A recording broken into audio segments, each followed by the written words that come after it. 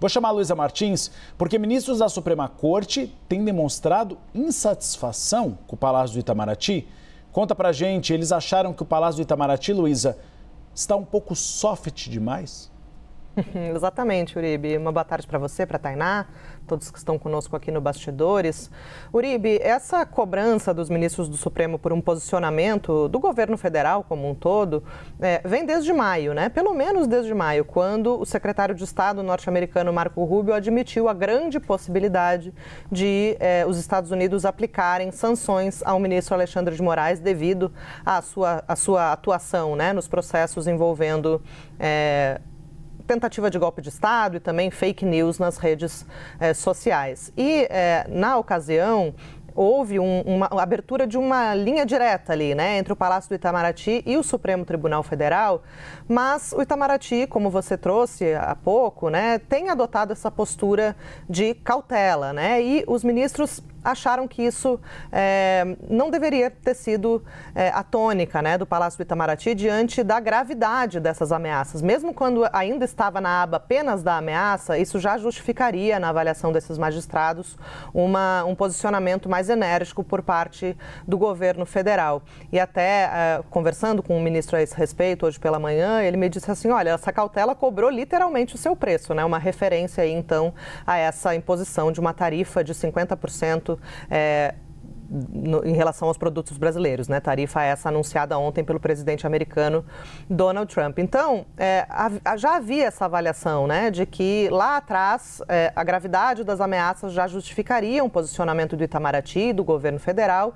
Isso acabou não sendo feito e aí a avaliação é de que essa prudência acabou deixando a situação e a crise chegar a um ponto de ebulição. Essa foi uma expressão que foi usada, né, nas conversas que eu tive ao longo das últimas horas, Uribe, Tainá. E é claro, né, como você disse, Uribe, o Itamaraty segue nessa posição, mesmo depois do anúncio dessa tarifa de 50%, que é uma tarifa absurdamente alta, a cautela ainda tem dominado ali, né, as posições, né, e as discussões ali no âmbito da diplomacia brasileira. Ontem, como trouxe o nosso analista Theo Cury, o ministro Luiz Roberto Barroso, o presidente do Supremo Tribunal Federal, ligou para o presidente Lula para alinhar, afinal de contas, de quem deveria ser a resposta. Tipo assim, a cautela ela acabou com esse anúncio dessa tarifa, afinal de contas passou de uma ameaça a uma medida, uma retaliação concreta, né? Embora só vá entrar em vigor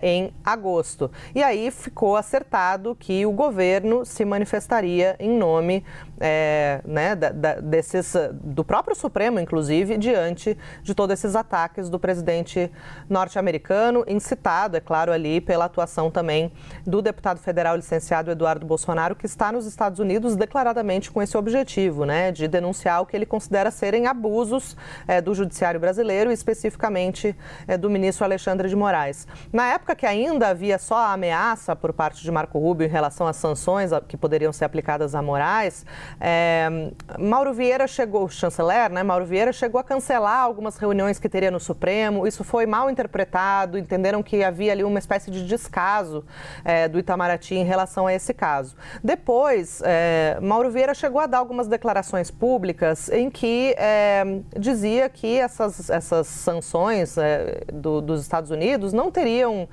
nenhum efeito prático no Brasil, né, que não teria por que isso acontecer na medida em que a legislação brasileira, ela, no que diz respeito, por exemplo, à atuação das redes sociais, ela regulamenta essas plataformas digitais, mesmo que a sede dessas plataformas esteja nos Estados Unidos. Então, que ele teve alguns posicionamentos em que explicitou ali um pouco um descontentamento com essa postura dos Estados Unidos, mas um posicionamento enérgico mesmo, como esperava o Supremo, não veio e ainda não veio na época das ameaças e ainda não veio agora, embora o presidente Lula tenha encampado essa reação, né, depois dessa conversa que teve com o Barroso por telefone. A avaliação é de que o Itamaraty demorou a agir, né, e deixou a ameaça se transformar em algo concreto e prejudicial para o Brasil, né, para a economia brasileira como um todo.